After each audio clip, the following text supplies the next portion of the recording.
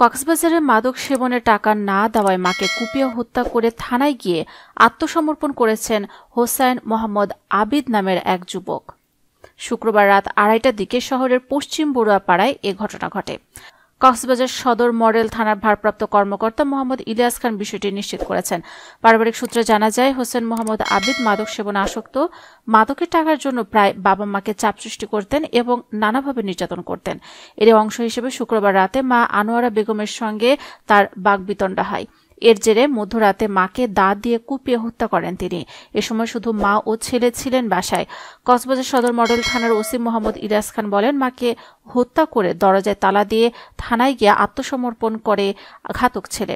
পরে তার স্বীকারোক্তির মতে তাদের বাসায় গিয়ে পুলিশ দেখতে পায় গুরুতর জখম অবস্থায় খাটে পড়েছিল ওই নারীর মরদেহ। তার শরীরে একাধিক দায়ের কোপ রয়েছে। মরদেহ উদ্ধার করে কক্সবাজার সদর হাসপাতাল মর্গে নেওয়া হয়েছে।